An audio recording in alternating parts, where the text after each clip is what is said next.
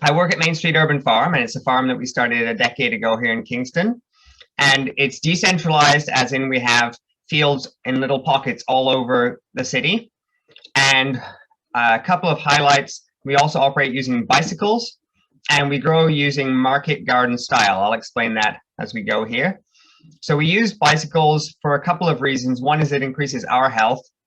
I love being on my bike, and it's a great excuse for being on the bike more, to be out on the street delivering and moving harvest around and so on. It also reduces our carbon footprint. So it means that with our business, we're able to model a change, a different way of getting around, but also we don't have to worry about not only the environmental costs, but also the financial costs. Changing the drive chain on my bike costs about 70 to 140 bucks compared to, 1,500 to 5,000 on a car, I would guess, depending on your vehicle.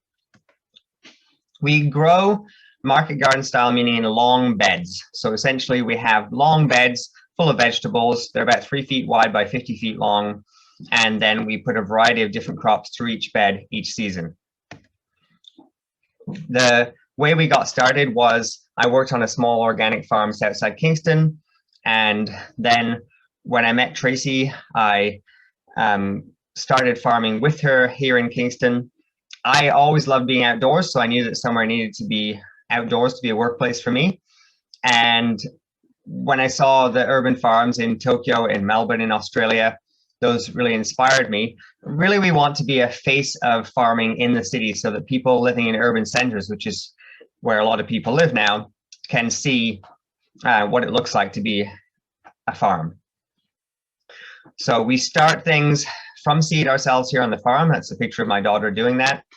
And we also make taking care of the soil our first priority. Really, it's us taking care of the soil, and then the soil taking care of the plants, and then the plants producing a fruit that we can also eat. So we call ourselves soil builders, and we consider our co-workers to be people, or our fellow beings, such as the earthworms and arthropods, those who keep the soil alive for future generations along with us. We grow so many different vegetables, anything from arugula all the way through to zucchini, and we grow them all intensively here in the city in those small plots. Now, why is locally grown food better? There's a whole bunch of different arguments, but essentially we think about the fact that local food is not transported as far as food from other countries. So stuff from the supermarket might be transported 1,500 kilometers on average. So some's a lot more, some's a bit less. I mean, even in Australia, where Tracy's from, and some of our crops here travels several thousand kilometers, 3,000 kilometers within our own country to get to us, never mind coming from somewhere else. The point is that the vegetables use a lot of their beneficial aspects in the ripening process. So the minerals and antioxidants are absorbed in ripening. And because crops are harvested before ripening, in order to be transported and then arrive to us just ripened, it means that they can lose a lot of their mineral, their nutritional value before they even get to us.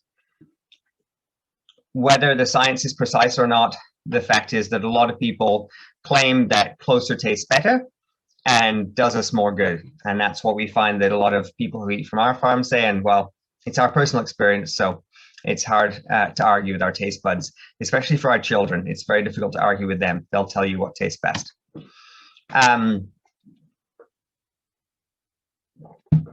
One other aspect of an urban farm is that it helps to preserve green space here in the city. And we really appreciate having green space.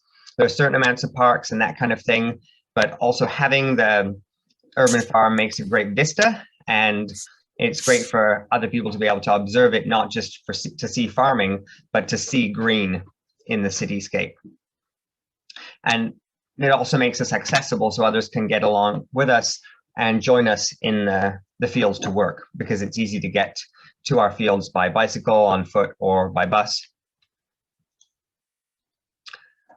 Another reason that we think that the local grown food is better is simply an economic factor, which is that if you invest in the local economy, then you are going to be investing in your local community. Now, of course, there's lots of reasons why we should be giving financially or supporting communities around the globe, but we also are aware of the importance of taking care of our community and those near us.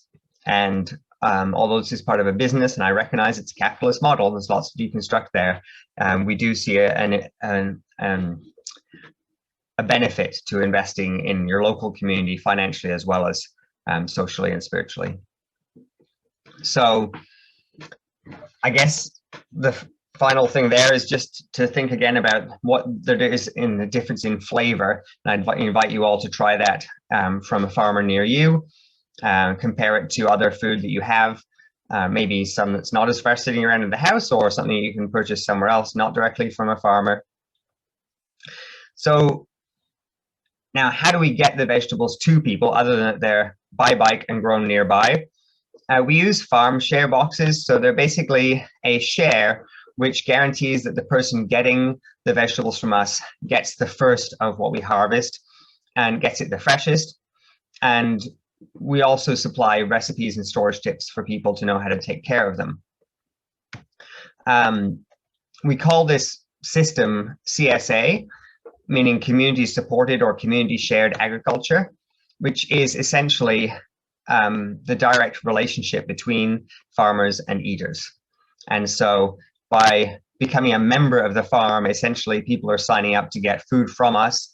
And by getting the food from us, they also have the interaction with us to chat with us, to find out more about how things are produced, to also influence what we grow and influence how we grow. They can encourage us in different directions.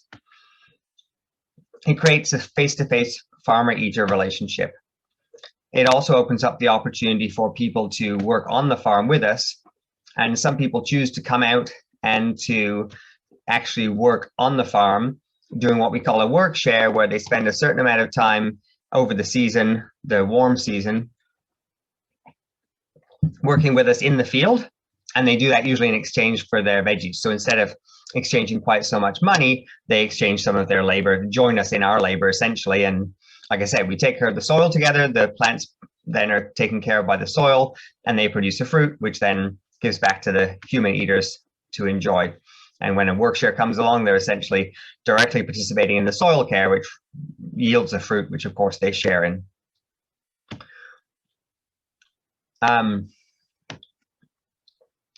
The rest of this presentation doesn't fit in the time frame for today, so I'm going to skip through to the end.